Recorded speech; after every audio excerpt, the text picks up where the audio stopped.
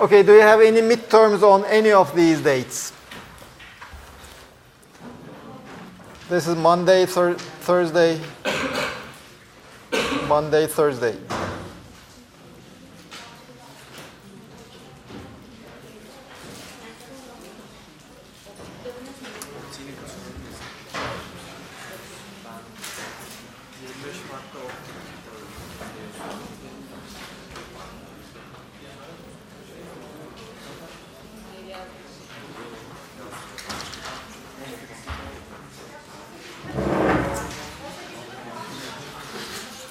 Eighteenth of March.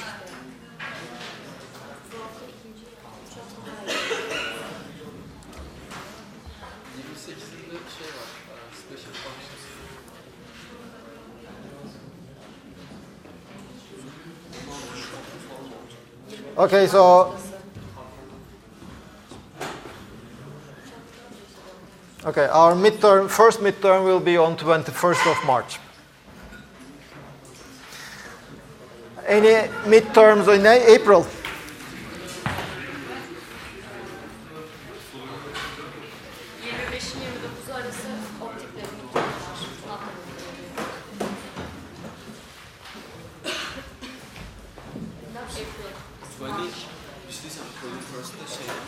Okay.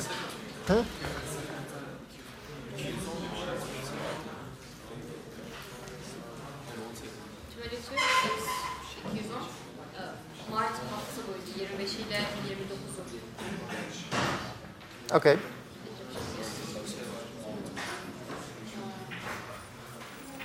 So the first midterm is kind of fixed. The second midterm.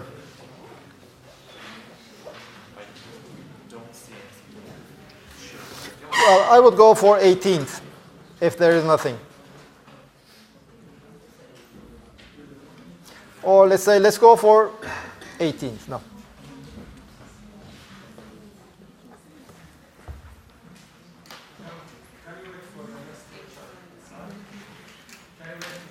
Sure. Well, the preliminary, let's say, schedule is this one. So until next lecture, you can see what other midterms exams do you have, what other responsibilities. Then we can update it. Well, I will most probably just create, in auto class, I will create some kind of a poll.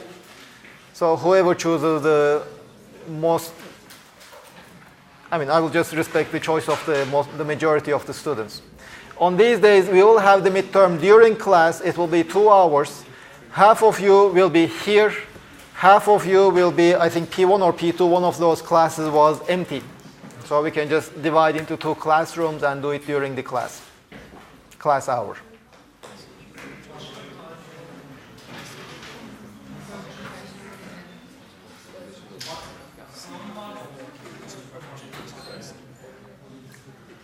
Well, you have an exam on 19th, 22nd? No, he has a midterm.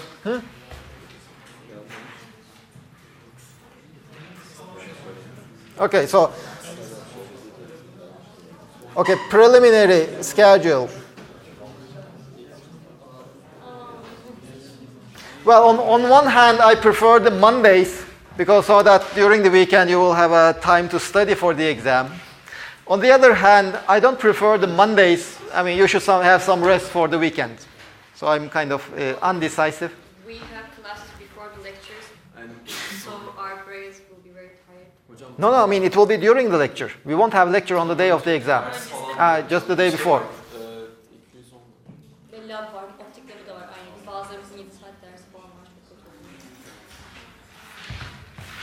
Well, we won't have much time before the final, but, well. Anyway, I will prepare the poll, so you can just choose. Okay, let's start with the subject. Questions. You already had many questions. While we are thinking of your questions, let me just clarify one point. Okay, let's say we have an observer. And there is a spaceship moving with a speed 0.5 c. And then according to this space shift,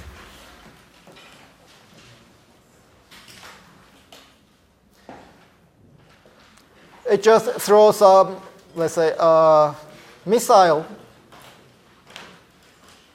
or an apple. He throws an apple with a speed 0.5 c. So there's a guy in that spaceship. He just throws an apple with a speed 0.5 c. That spaceship is already moving with a speed 0.5 c relative to some other observer. So in a sense, here we have 3 observers, if you like. The apple, the ship, and the third one. Now we can ask the question, what is the speed of that apple relative to this observer over here? Now it's just a vector addition. So the speed relative to the O observer will be 0.5 c plus 0.5 c divided by 1 plus 0.5 c multiplied with 0.5 c divided by c squared. So it will be equal to c over 1.25, which is less than 1. It should be something like 0.8 c. So this is the speed of the apple relative to the observer over there. Now let me look at another example.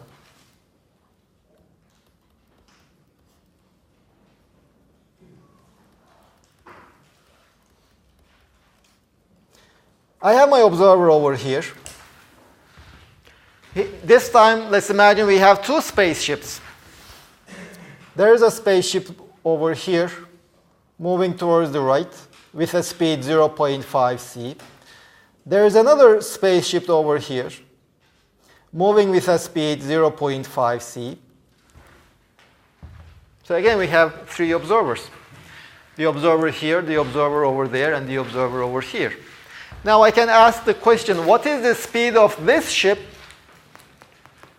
relative to this observer? Well, then what I should do is, first of all, let me go to the reference frame of that observer. So here I have my first observer at rest in his own reference frame. According to him, this observer is moving with a speed 0.5 c.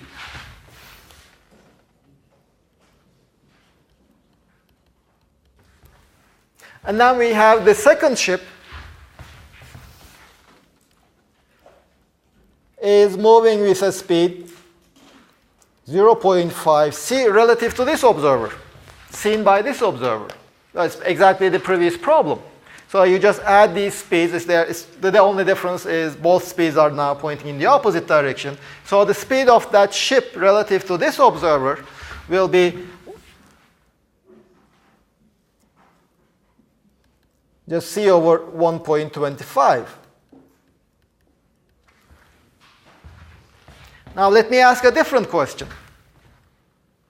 Now I'm back to this reference frame. This observer is at rest, according to him. Then he asks the question to himself. So there is this distance between these 2 objects. Let us call that distance L. And he can ask himself, what is the rate of change of that distance with time? dl by dt. This is just minus c. Minus because L is, with time, L is getting smaller, so dl is negative, dt is positive, so that's why it's minus. If this ship was moving with a speed 0.8 c, and that ship was moving with a speed 0.8 c, then this would have been just 1.6 c.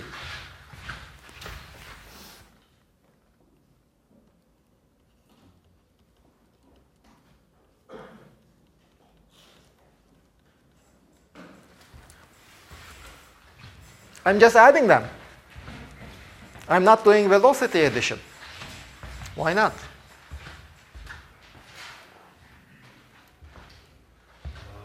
We said that nothing can move at the speed of light. However, there is nothing here that is speed of light. It will not contain any information.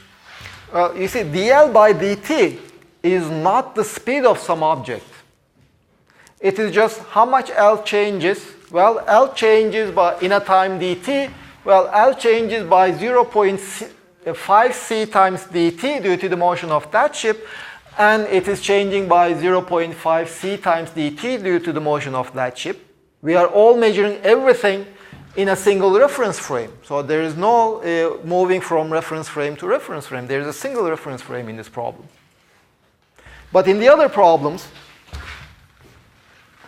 in this problem, I am trying to combine measurements made by different reference frames. You see, that 0.5 c is measured by this moving ship, whereas this 0.5 c of that ship is measured by the observer O. I'm trying to combine them. But in order to combine measurements from different reference frames, I have to first translate them to a single reference frame. That is why I have all these factors in the addition of velocities. Whereas in the other case, in this case, all the measurements are done by the single observer, in the single reference frame. I'm not trying to combine different measurements from different reference frames. That's why I don't have all those weird factors of 1 plus v squared plus c squared, etc. There was a question over there. What if when we take the reference frame of the ships, we cannot make the addition with 0.5 c and 0.5 c? Which reference frame you are referring to? One of the ships. But you see, again, you have to be clear on what is the question. What do you want to answer? The question is, there will be a time dilation and time construction. No, I mean, so time dilation effects appear only when you compare the time measurement in one reference frame with the time measurements in another reference frame. All these length contractions, time dilations, etc., they are in a sense just a translation table from one reference frame to the other reference frame. If you are not changing your reference frames, if you are not trying to combine measurements made by different reference frames, there is nothing. There is no time dilation, no length contraction, etc. They only arise when you are making changes, when you are trying to combine different measurements from different reference frames, or when you are trying to translate the measurements of one reference frame to the measurement of the other reference frame.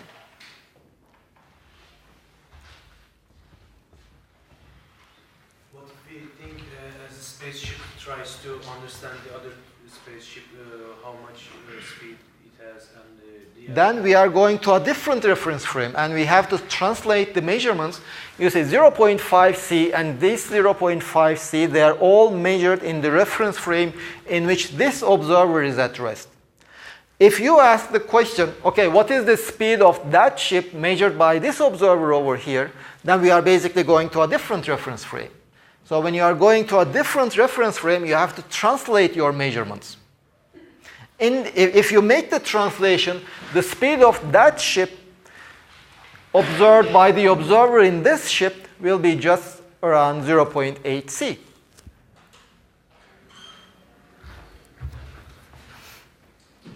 how you will think about the yellow dt by seeing from the spaceship?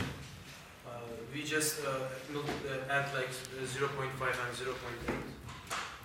Well, what is 0.5 in this for this observer? You see, your friend is asking this question. Suppose here we are asking to this observer, how fast do the separation of the ships change? That's basically what that derivative is. But we could as well have asked this observer, how fast do their separation change? Now your friend is asking, then should we add 0.5 c and 0.8 c? Well, what is 0.5 c for this observer? It doesn't exist. It's 0. It's just 0.5 c. For this observer, the rate of change of this distance is actually the speed of this object, the velocity of that object, and that is 1 over c over 1.25. If you like, just add the 0. But according to this observer, his velocity is 0.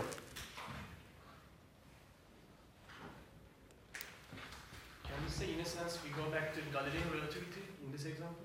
No. Why do you say Galilean relativity? It's just the addition.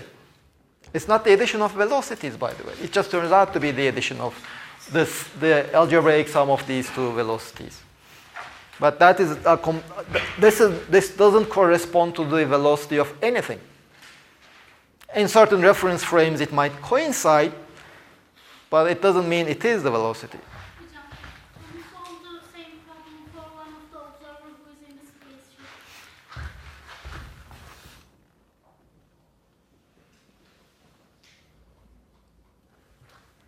This is the solution. According to the observer in this spaceship, he's at rest. This observer is moving with a speed 0.5 c. And this observer, this ship, was moving with a speed 0.5 c relative to this observer, which itself is moving with a speed 0.5 c in that direction. So what this ship will see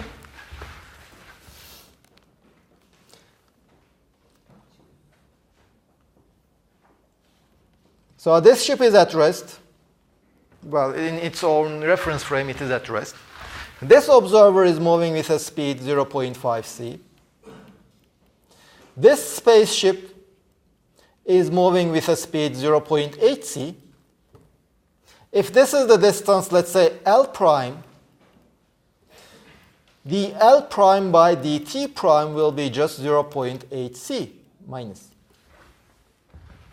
Because this is not moving, this other ship in a time dt prime will approach by 0.8 c times dt prime. That means this length will change by, well, let me just write it that way.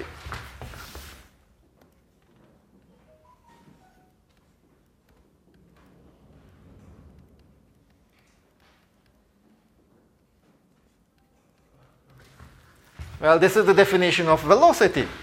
Velocity time, a constant velocity times the time is the distance the ship travels in that time. The distance that the ship travels is how much this length between these two ships gets smaller. So this y, it's the minus sign. And this dl prime is just this one. Divide by dt prime. These cancels and we get the minus 0.8 c.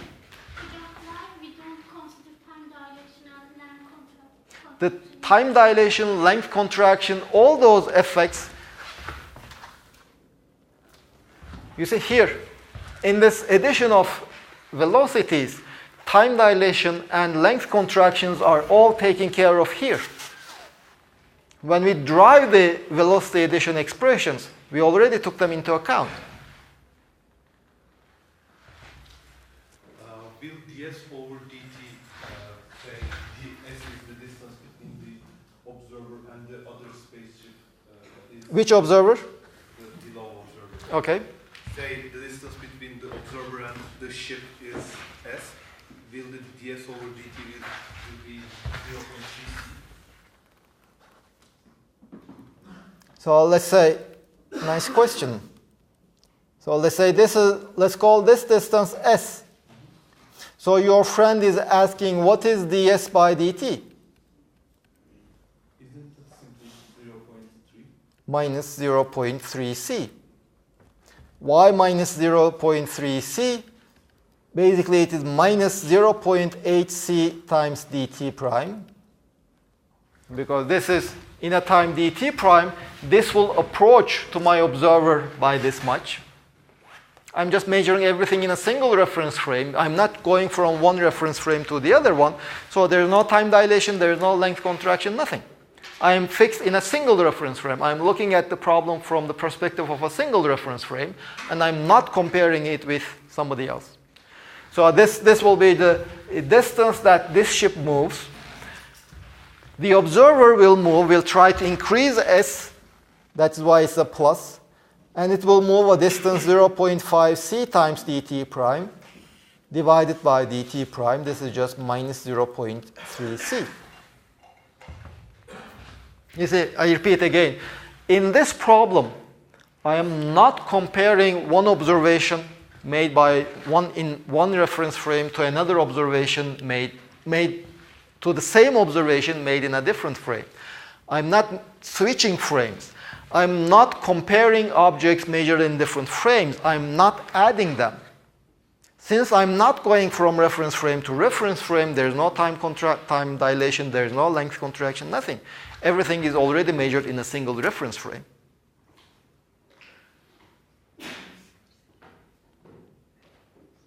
What time dilation tells me is that time measured in one frame will be different than time measured in another frame.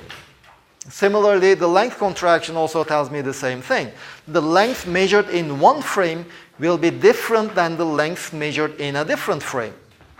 But if I'm not comparing the two different frames, I don't need to worry about time dilation or length contraction. Well, your friend proposed to define this distance to be s. How fast does this distance change with time, according to, again, the observer in that ship? That is what your friend was asking. Again, since the speeds are already measured by this observer, the time is already measured by this observer. There's no, when I'm calculating this expression, there's no time dilation, there's no length contraction.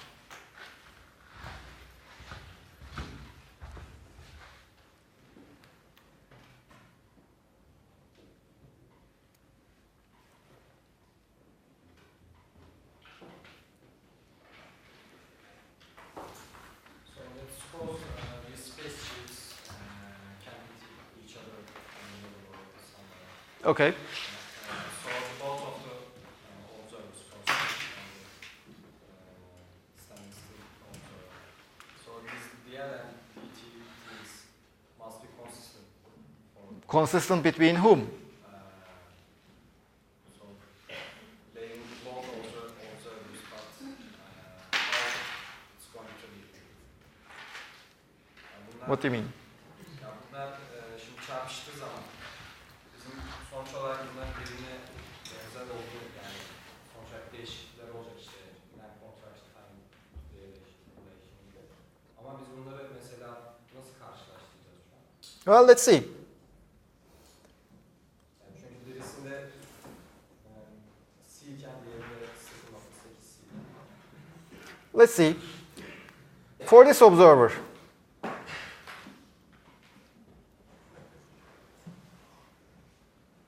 these are both moving towards each other with speeds 0.5 c. Let's assume initially they are separated by a length L. What is the collision time?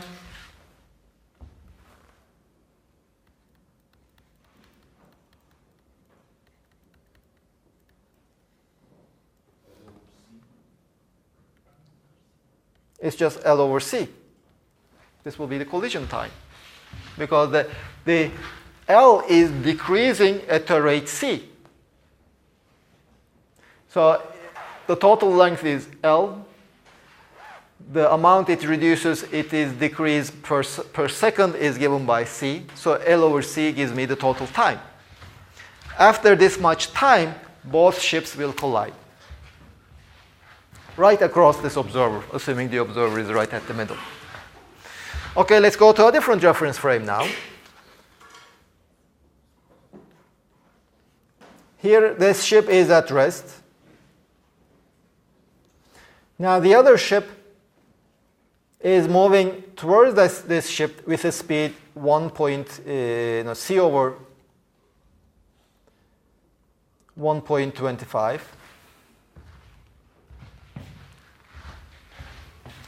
This length, let's call it L prime. What is the collision time?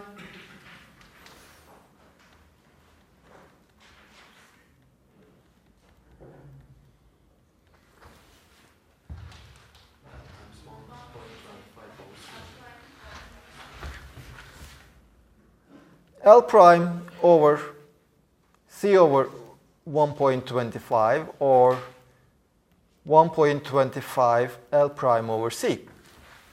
So after this much time, they will collide. In the upper case, it will be just L over C.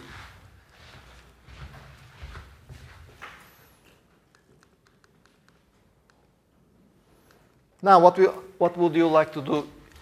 Who should compare these two events?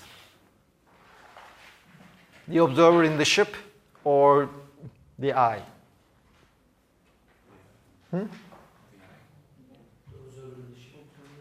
Well, let's see. Let's start with the observer in the ship.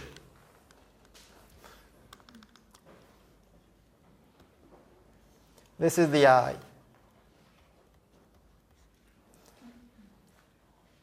This is the observer in the ship.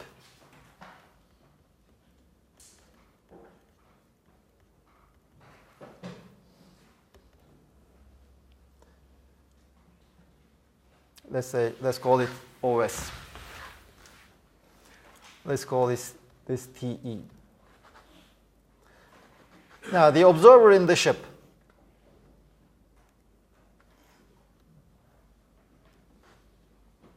Collision time is L prime over C times 1.25. Now, the collision time measured by the eye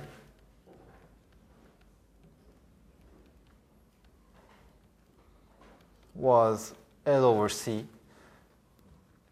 How are L prime and L related to each other?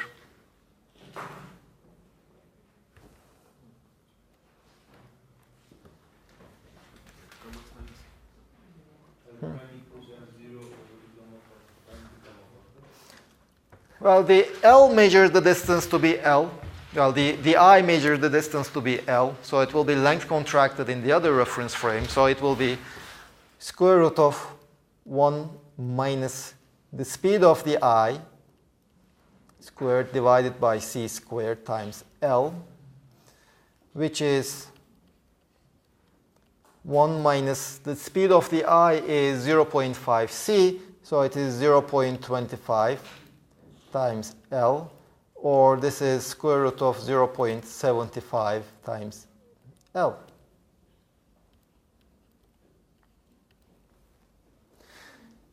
Which tells me that the collision time, according to the observer in the ship,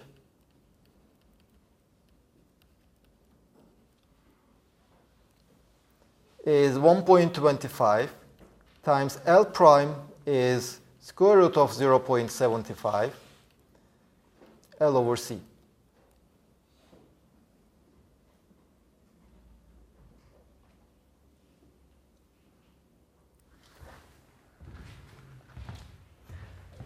So does this agree with the time dilation formula?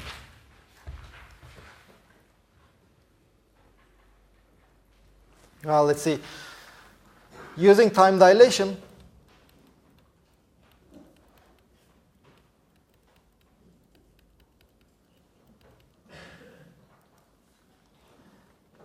you see the time measured by the eye should be, and the time measured by the observer in the ship, they should be related by 1 over square root of 1 minus v velocity of the eye squared divided by c squared.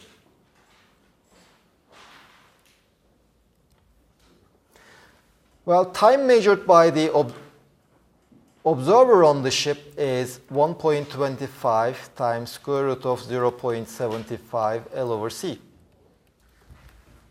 This is by the observer on the ship. Well, here we have 1 over 1 minus blah blah is just 1 over square root of 0.75 is this factor over here. Now the time measured by the eye is L over C. Are they equal?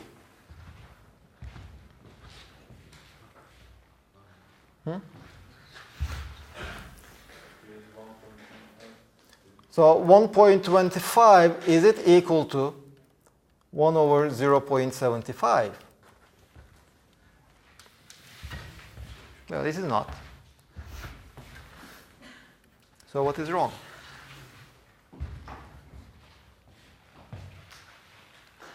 Because we equal the length, shouldn't we start first how time difference between the two frames instead of calculating the rate of change between them? We started the rate of change between them. We started from the rate of change with the length. Okay. And we compared it with time.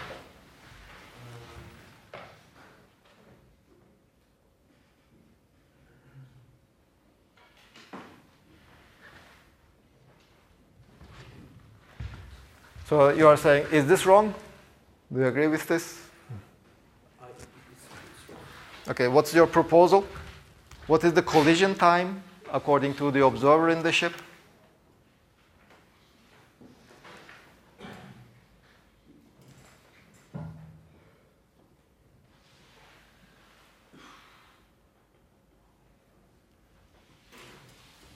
I don't know. I think we should. I don't know how time difference between the two reference frames because when we look it up the Well, you should. DT, Well, you see, up to this point, I'm not comparing two reference frames. I calculated the speed of the ship observed by this reference frame. So there where I combined measurements made by in different reference frames. Okay, so this is just the velocity addition. So there's nothing wrong with that. From this point until this point, I'm just fixed in one reference frame. So there is this ship that is moving with a given speed. It should cover this distance, L prime. So the time it will take will be just the difference divided by the velocity. So there's nothing wrong with this one. It's just the distance divided by the velocity. And we are done. That one is correct. There's no problem over there. This one is checked.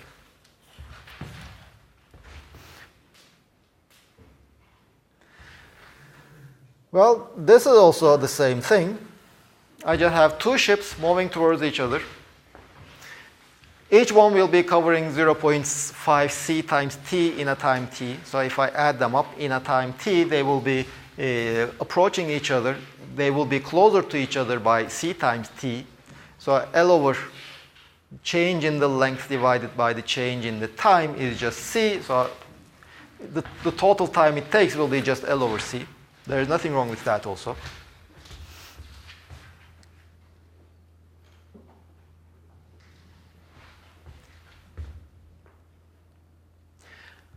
Now we started comparing different quantities.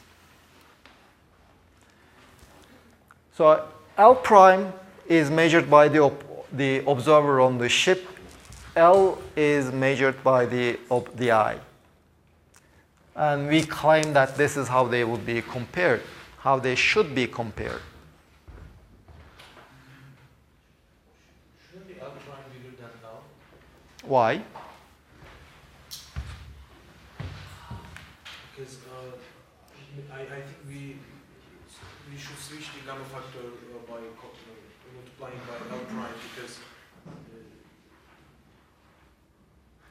for the stationary observer, we calculated it would be just L over C. But Well, you see, for the eye, if it were the eye making the comparison, the eye will say, okay, the observer in the ship measures that length to be L prime. So the eye will say, okay, I should measure it L prime multiplied by that square root sign. That is the measurement. That is how the eye should translate the measurement of the observer on the ship to his own measurements. But here we are not doing that. We are trying to translate the measurements of the eye to the observer on the ship. So in this case, that is the correct factor. in length contraction.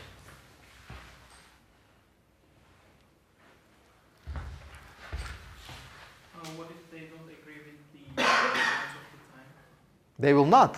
They definitely will not agree on the collision time. So why not it cannot be the space-like time separation or space-like? Now, you see, space-like and time-like is not relevant in this problem. But you see, for example, the observer on the ship will say, I don't know, 5 seconds. It will happen, we will collide in 5 seconds. Then you will say, no, they will collide, you will collide in 10 seconds. These two might be correct. Both of them might be correct. But we have this translation rule. So these Lorentz transformations, essentially, they tell us how to translate the measurements of one observer to the other one. So if I say 5 and if you say 10 seconds, you should be able to pick up my 5 seconds and apply this translation table and obtain 10 seconds and compare with your 10 seconds, and you should say, okay, great, we both agree. Or I should be able to do the same thing. If I know that you claim that the collision will happen in 10 seconds, I should be able to pick up your prediction, run it through my translation table, and then obtain 5 seconds. So in that sense, we can be both correct. But how do we use that translation table? Apparently, we are doing something wrong somewhere. Yeah, I have some separation as x or x prime, let's say. So we didn't use the Lorentz transformation. We used instead the length construction. Do you agree?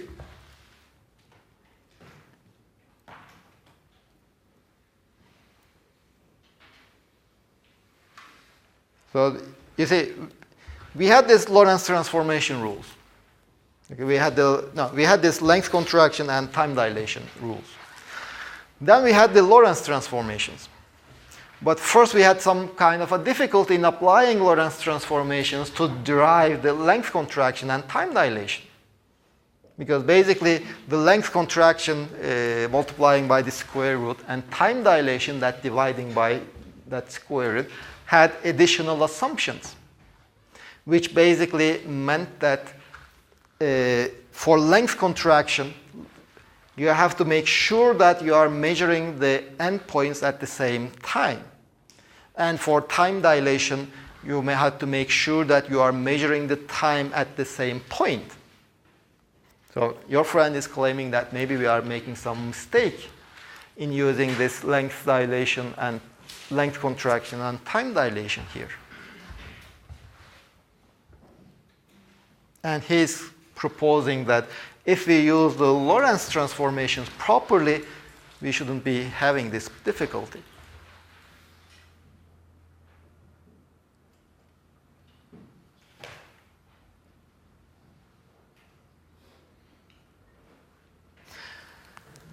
Let's try to calculate something else.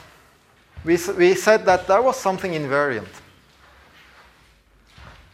We had discussed that there was this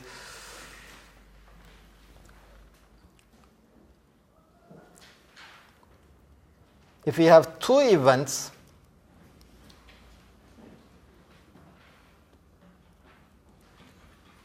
the separation in space of those two events minus c times delta t squared in those two events should be equal.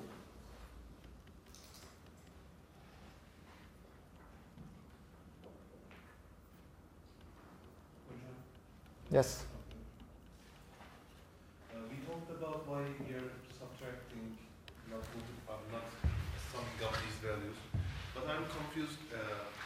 If we sum those up, the distance would be square root of the value we found.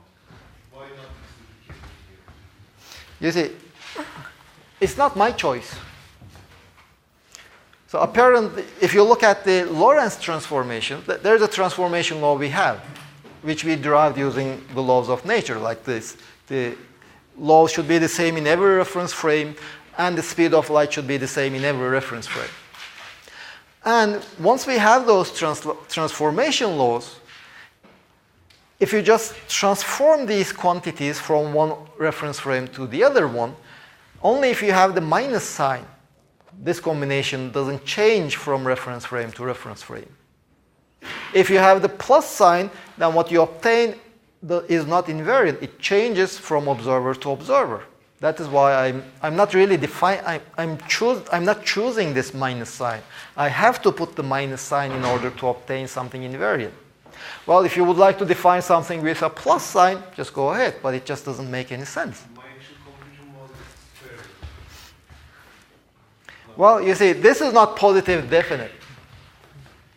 So in that sense, it doesn't really make too much sense to talk about the distance as the square root of that quantity, because this quantity can be both positive and negative.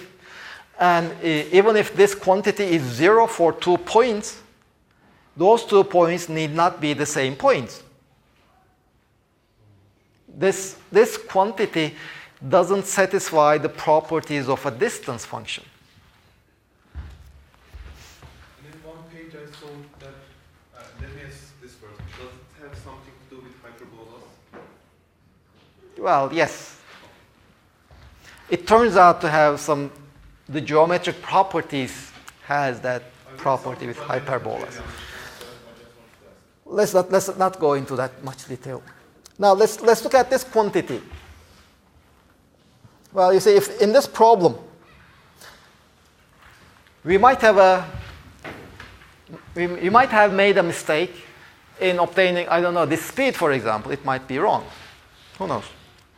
Or we might be doing some mistake in translating our results from one observer to the other observer. But if we are only making a mistake in translating our results from one observer to the other observer, if that is the only mistake, in that case, if we calculate this quantity for each one of the observers, we should get the same result. Well, you can think of this as a sanity check of our some of the steps that we have made. So let's see, what are these two events?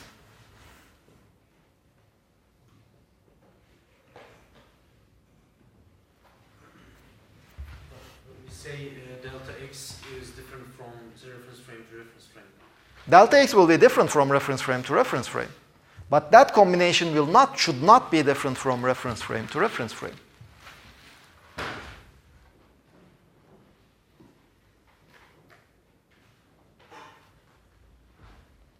There's a separation between the eye and the observer. Okay.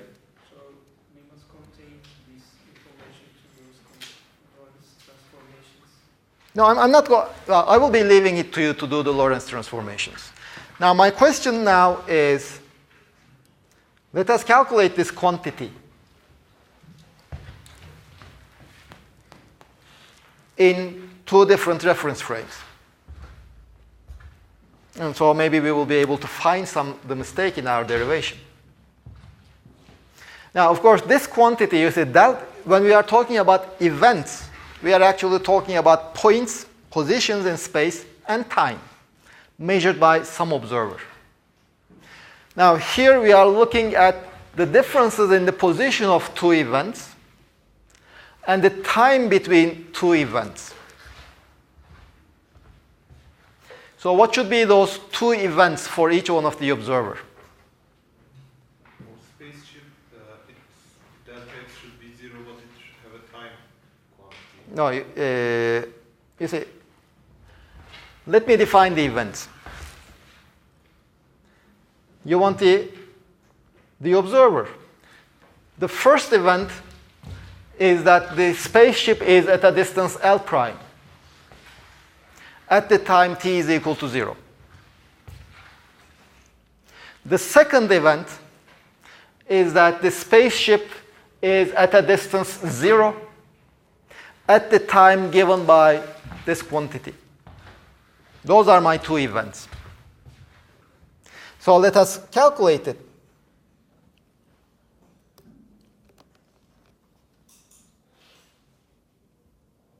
So the observer in the ship, delta x is basically minus L prime. So that is, these two events are separated by minus L prime.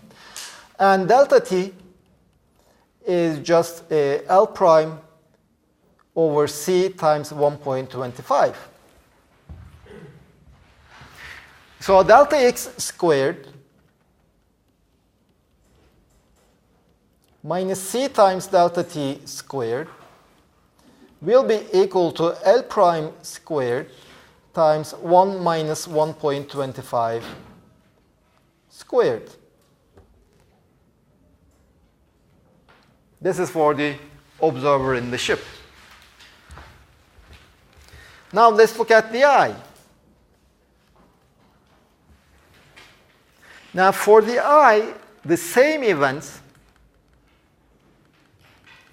will be, the first event is the ship is at a distance L over 2 at the time t equal to 0. Then the ship is at a distance 0 at the time L over c.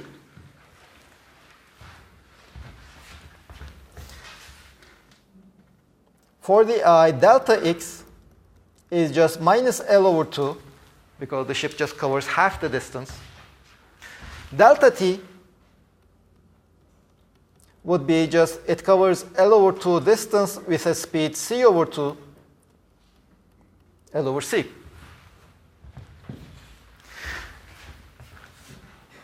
So for this observer, delta x squared minus c times delta t squared will be L over 2 squared minus L squared.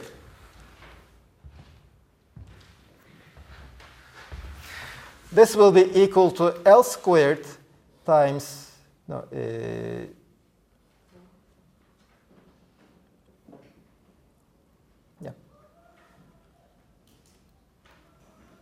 minus 3 over 4 L squared.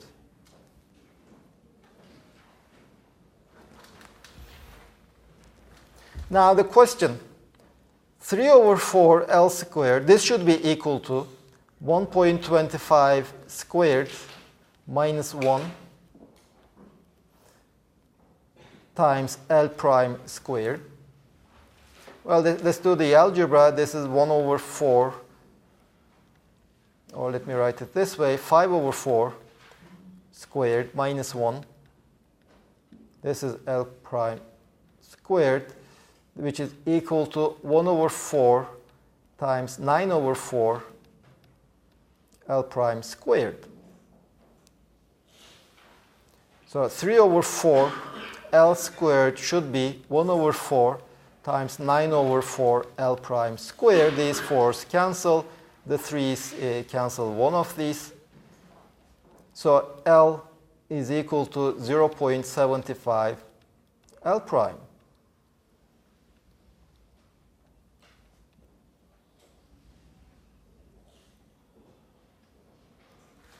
This is how L and L prime should be related.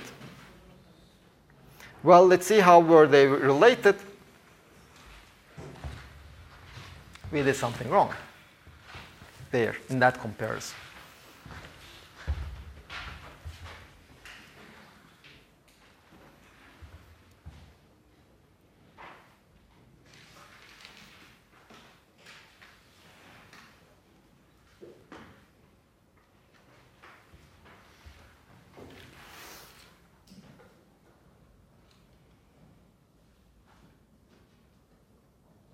You see, the mistake was that the eye claims this one.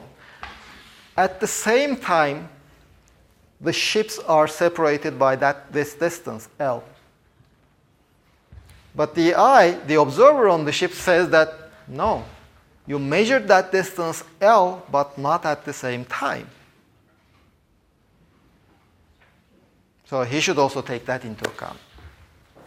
Okay, so I will leave it to you to work until next Thursday to do the proper Lorentz transformations. Just think over it. What should have been the correct, well, this is the correct, this 0.75 L prime is the correct thing. No, sorry, the square root. Why didn't our arguments over here work?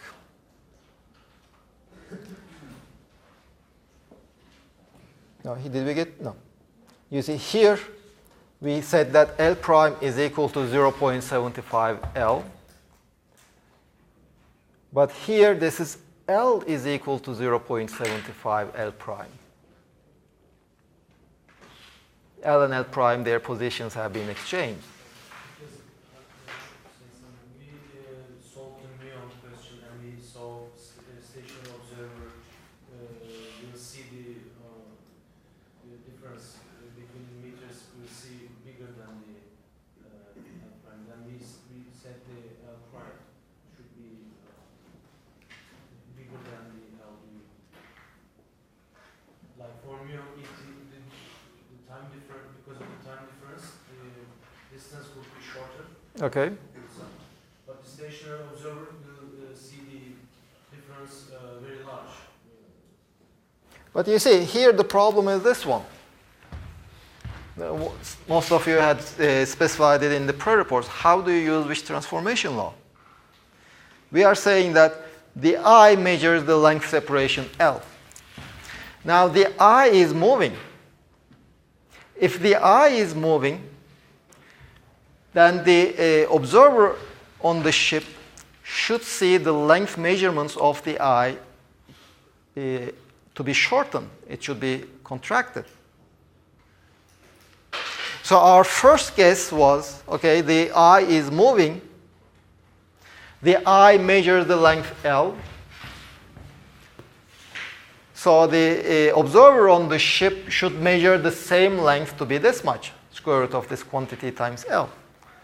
But it turns out that our argument over here is somewhat wrong. What did we miss?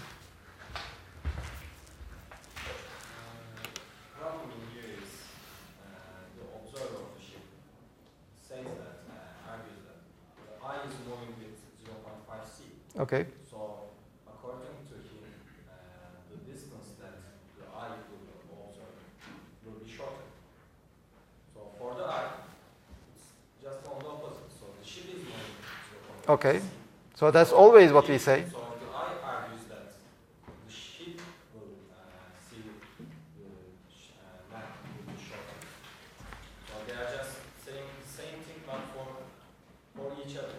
They are just Well, you see, that's always the argument. No? I mean, if you look at the time dilation in a sense is easier. For example, if you are moving, I will say that your time is slower. Yeah, I mean, according to me, your time will be smaller. According to you, my time will be smaller. And there's no contradiction over here. We are both right. So why doesn't it work in the length case? Now, I will leave this discussion. That's the question for you until Thursday. So just each one of you try to come up with your own convincing answer.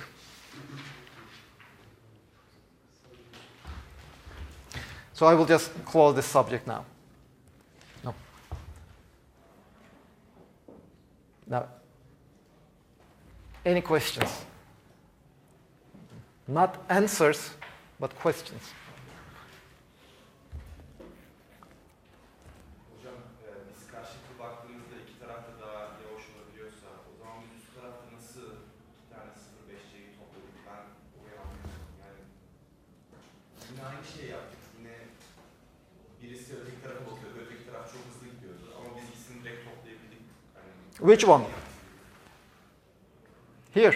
şurada hocam aynen. Yani You see, rate of change'in nasıl direkt C olarak? I repeat in this question. Who measures L? I, The eye. Who measures T? the I, The eye. Who measures 0.5 C? Who measures the other 0.5 C? again, On this expression, it's just algebraic manipulation done by the eye on quantities measured by the eye. then why it is different from Galilean relativity? You see, Galilean relativity, when you talk about Galilean relativity, you are saying that you are moving relative to me with some speed, and she is moving relative to you with some other speed. You are measuring her speed, I am measuring your speed. If I am asking the question, what is her speed relative to me? Galilean relativity just tells me that, well, add them vectorially. But you see, I am adding two quantities measured by different observers. This is not Galilean relativity. Here I am just adding quantities measured by the same observer. I'm not combining measurements done by two different observers. That's the difference between this one and Galilean relativity. Hocam, o zaman madem hani böyle bir şey yapıyoruz, o zaman neden dünyaya gelen milyonlara bakarken time dilation'ı katmayı düşündük? Onda da biz milyonun hızını biz ölçüyorduk. Biz onun gelişini. You see, when we talk about the lifetime of the muon, it is measured by the observer moving with the muon.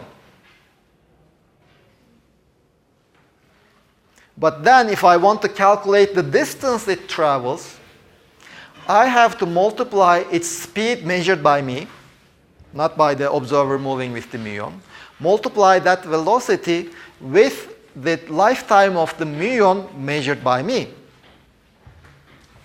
But I only know the lifetime of the muon measured by the observer moving with the muon. I have to translate it to my own reference frame. I'm again making changes I'm using one measurement made in one reference frame and using it in a different reference frame. So I have to first translate. Here I repeat, all the quantities over here I measured in exactly the same reference frame. I'm not translating from one frame to the other one. Is it possible that the speeds are changing? Because is it possible that the speeds are changing? Well, in this course at this, we will restrict ourselves in the special theory discussion at constant speed. Because if you're moving and there's time dilation and then contraction, then you're not traveling the same amount of length in the same time. Well, you say, again, I repeat, if you want to talk about acceleration of an object, or if you want to talk about the velocity of an object, you fix one reference frame and stick with that reference frame. Well, if you want to talk about the object, the motion of the acceleration of an object, well, you measure the change in the velocity of that object measured by the same one observer, divide by the time it takes for that change to happen, again measured by the same observer. So I just divide them up with each other because the measurements are done by the single observer. Again, I'm not making translations from one reference frame to the other reference frame. Well, you see, the length contraction of what? You see, when you are talking about the length contraction, you have to tell me which reference frames you are comparing it.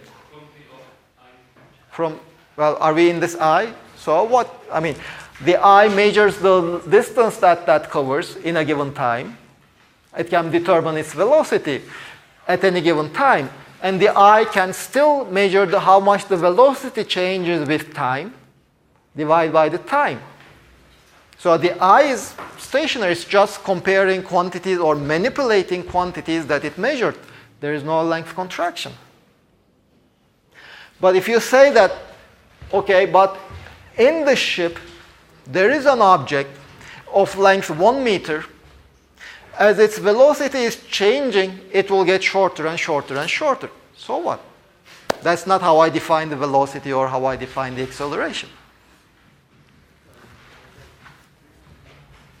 Gözün bakış açısından tam önünde baktığı yerde olarak yukarı doğru bakıyor.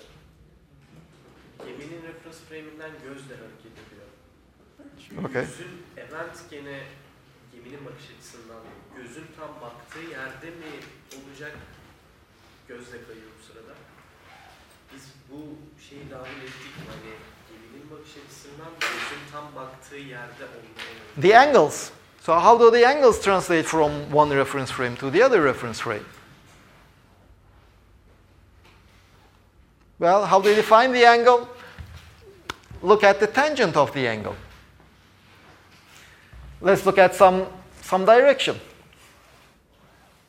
Not necessarily perpendicular, let's look at some direction. The tangent of that angle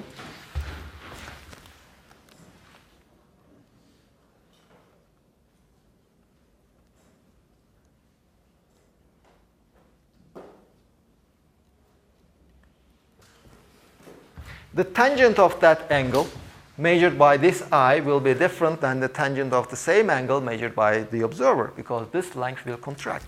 So the angle will be different. Okay, so I will just kind of end these discussions over here. Give a 10-minute break. And there is a whole semester, a course that lasts whole semester discussing special theory of relativity. But this semester we also have other topics to discuss. If you want to delve deeper into special theory of relativity, follow 481. It is offered once per year. See you in 10 minutes.